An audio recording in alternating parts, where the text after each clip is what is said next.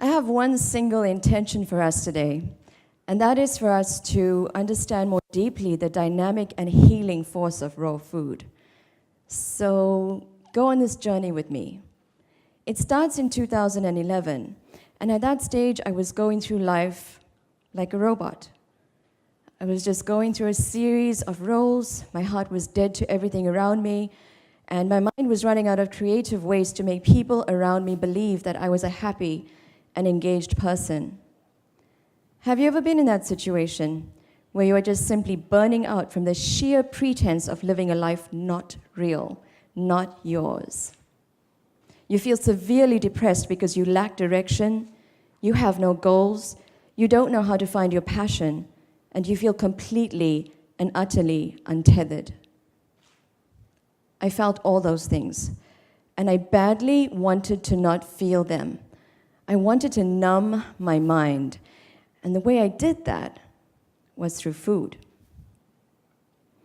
Every day, I would go into my kitchen from the moment I awoke to the moment my fatigued body could no longer stand, and I cooked. I sought refuge in morning markets where the cacophony of sounds around me deafened my chaotic mind into silence, and the colors and shapes of vegetables jumped out and sat like a salve over my bleeding heart. The weight of the bags I carried home displaced the weight I felt sitting in my chest like wet cement. I cooked. I thought I was cooking to numb my mind, but as time wore on, it started to dawn on me that the very thing I was using to numb my mind was the very same thing that was healing me. The tears that fell from my eyes into the dough that I kneaded told me that I was starting to feel again. The rising plumes of yeast that yielded life caused my own heart to come to life. And when the bread was baking in the oven, I would watch it rising, and my own heart would rise in unison. Finally, when it was time to break that bread open, I felt parts of myself break open and fill with new light. But don't worry, if I ever do have a chance to cook for you one day, I will not be feeding you sad bread. Maybe some joyful chocolate or some ecstatic cheese. So as I stumbled along on this path, I delved deeper and deeper, and I found myself falling in love with food. My explorations became more fevered and fervent. These vegetables, they completely astounded me because the more of them I ate, the better I felt. And the better I felt, the more mobilized I became. And the more mobilized I became, the deeper my study into them. And that is how I discovered the healing and dynamic quality of raw food. I had no idea what I was doing, no idea of the future career path I was carving. All I knew was that I wanted to change my life. I wanted a life in which I felt connected, strong, happy, and healthy. And you know what? The point at which I discovered raw food was the point at which everything changed. And you know how I knew? Because of the way my body felt and functioned after I ate raw food. I felt energized. My mood stabilized. I had felt a clarity of thought. And I felt more positive about life. My path was set into motion. Raw food blew my mind open because it is whole, natural, unprocessed, unrefined, and uncooked food, not on stoves, not in microwaves, and not in ovens, but it is of the bounty of this beautiful earth. Like this dish, for example. This is simply a plate of raw vegetables and nuts, suspiciously disguised as raw gnocchi. We all know gnocchi, right? It's a beloved Italian dish made with flour, potatoes, and eggs, cooked until soft, and then combined usually with cheese, cream, or butter. And so in this raw version of gnocchi, we juice root vegetables, we extract the fiber-rich pulp, and we combine it with spices and herbs to create a raw gnocchi. And then we use a very common raw food technique, and that is air drying, which does two things. It preserves the shelf life of food, and it brings structure to food. but it must be done at a temperature of 45 degrees or lower, because this is the temperature at which food is still considered raw and at which most of the nutrients still remain intact. So after we air dry the gnocchi for 4 hours, we plate it in this visually dynamic way because we want to break the boundaries of what healthy food perceptions are. Every plate is a celebration of what we know raw food to be and how we know it makes us feel. And this celebratory aspect also allows our guests to give themselves permission to make the right food choices without feeling like they have to sacrifice pleasure. This is a plate of raw dumplings, and the color of the skin is green. So to create this kind of skin, we process raw coconuts and tomatoes with a variety of vegetable juices, and then we spread it on a tray and we dry it for 6 hours. After those 6 hours, we peel it off and we cut them into squares. We fill them with kimchi that we make on our own and other really delicious ingredients. And there you have a raw dumpling. So these are visually playful foods, but they are so much more than showgirls, just distracting you from the fact that they are so powerfully nutritious. First of all, you cannot achieve this dramatic quality of color with cooked food. This is a very high in phytonutrient kind of food. So firstly, phytonutrients are abundant in antioxidants, which fight free radicals that cause disease. Secondly, they contain kimchi. Fermented foods like kimchi, miso, and sauerkraut are some of the most healing foods you will find on the planet, precisely because they contain microbial life forms that do a lot of problem solving in our bodies. And third of all, they just explode with flavor in your mouth. The intensity of flavor and the complete sensorial experience of raw food is the thing that first surprises people when they try raw food. Because usually when people think about raw food, they imagine limp lettuce leaves and offensive salad dressings. But I just want to set the record straight today. This is raw food. It contains the most potent quality and quantity of minerals, vitamins, antioxidants, phytonutrients, bacteria, and yeasts, all intuitively designed by nature to enhance and improve our health. And how does it do that? Or how does that happen? Well, precisely because the cellulose structure of the vegetables have not been denatured by high heat. Don't get me wrong, I'm not saying cooked foods are bad. Some foods need to be cooked for their nutrients to be released. What I am saying is, cooking foods that would rather be eaten raw, it's like taking a piece of steel and heating it to high heat, where it structurally remains intact, but it remains intact, but it structurally becomes weakened. So it cannot bear as much weight as it could have were it not heated. The same logic can be applied to the nutrients in our food. They may not be completely destroyed by the cooking process, but they are not as beneficial to us as they could have been were they raw. So these raw nutrients provide the metabolic system with enough resources to restore, repair, and rejuvenate a depleted digestive system, which in turn boosts our defense line against diseases. So I asked a few of my friends to share their experiences about eating raw food. Take a look. One great benefit of raw food is after a while you will develop clearer thoughts. Clearer thoughts will lead to better judgment. So that's why it will help you for your everyday life, for your job, or even your studies. Adding in more raw food was powerfully life-changing for me. It gave me more energy than I'd ever experienced, and that really is, for me, the greatest benefit of raw food. It helped me to find balance and homeostasis, physically, emotionally, and spiritually. Ultimately, it was through raw foods that transformed my health, most notably my mood and my misdiagnosed status.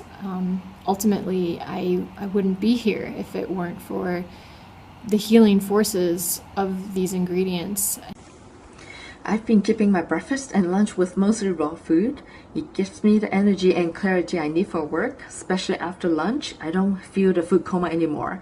I also try to put as much fermented food as possible into my diet. The enzymes and good bacteria that makes me get sick less, and even I get a cold, I was able to recover much faster with healthier and happier gut flora. Raw food changed my way of eating, my lifestyle. It keeps my body more energized and my stomach happy with all the live enzymes. So as my friends have alluded to, raw food increases the clarity of your mind, it increases your energy, and it helps to resolve health challenges from the mild to the serious. And how does this happen? So what you see in front of you is a tray of buckwheat, which has been sprouting over a period of 3 days. So when we sprout these little guys, we take really good care of them.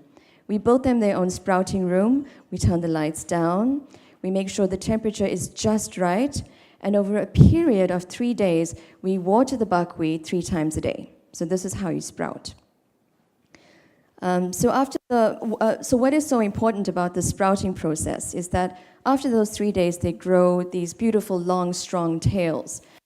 Any food that is a sprout is really high in enzyme value. As with anything that requires growth, to grow, you need energy. So when you eat a sprout in its first phase of growth, you're consuming a lot of that enzyme energy.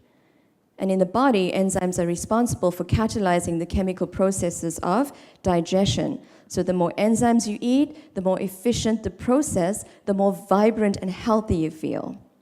So after we dry the sprouted buckwheat for 6 hours, we then combine them with a variety of fresh and dried fruit, nuts, seeds, and date paste as a sugar source.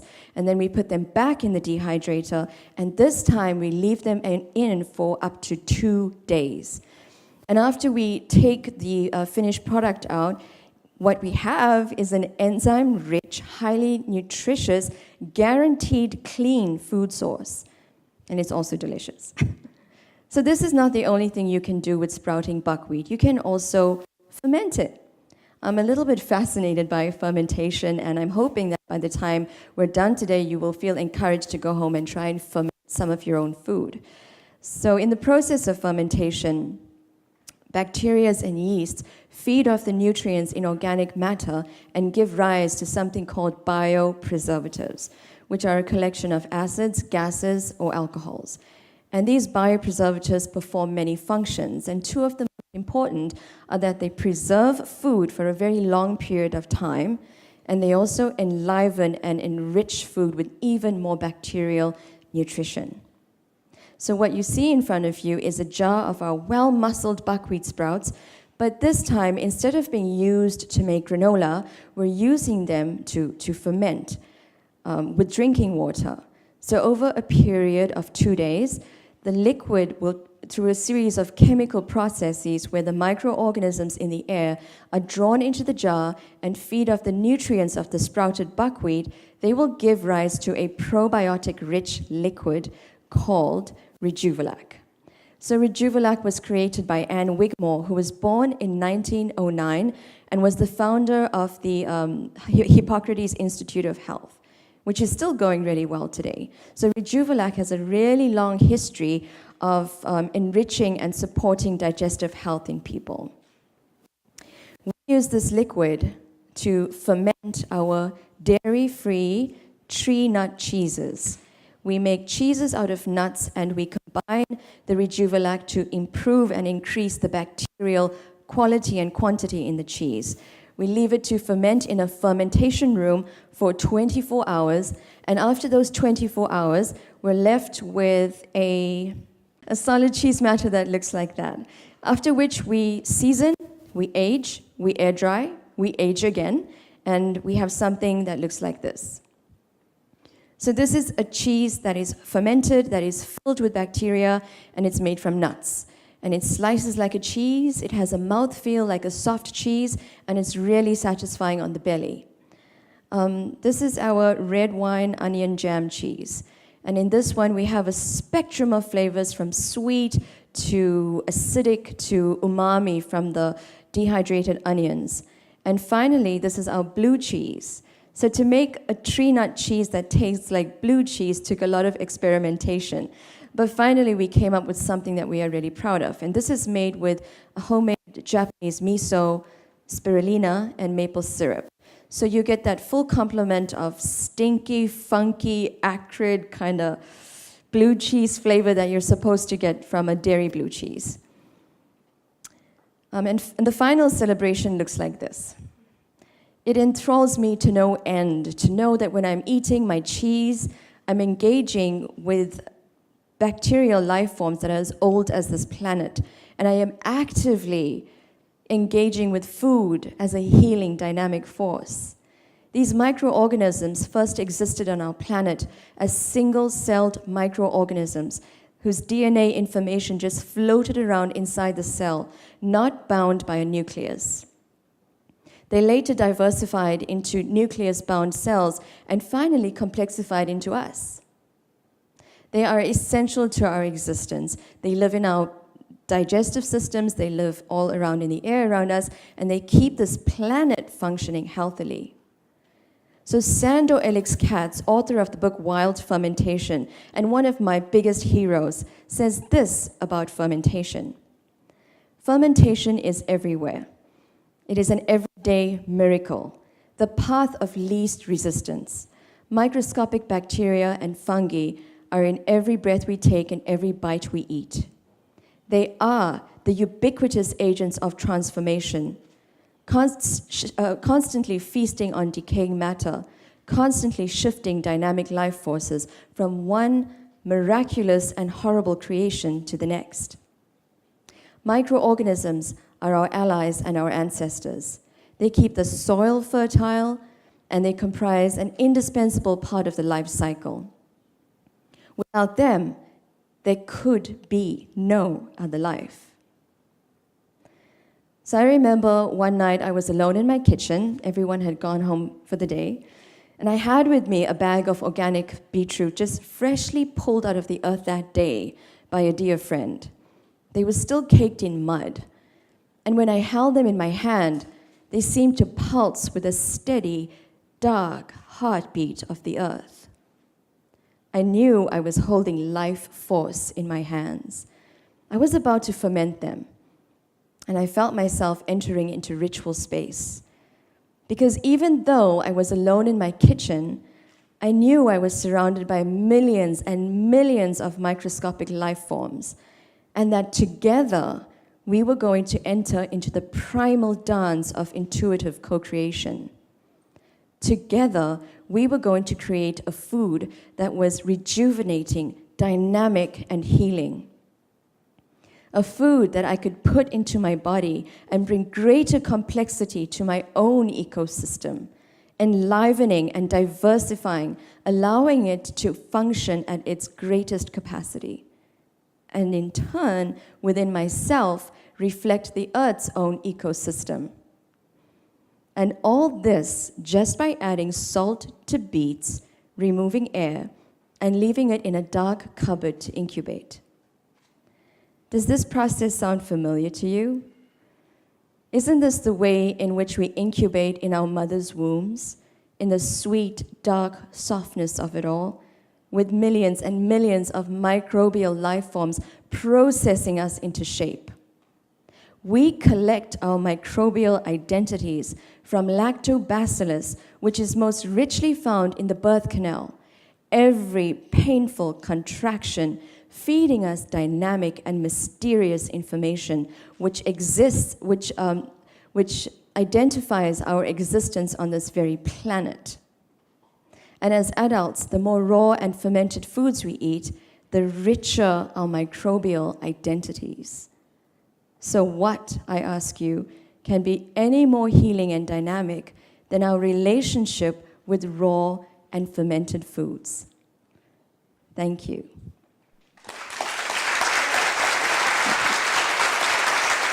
Thank you.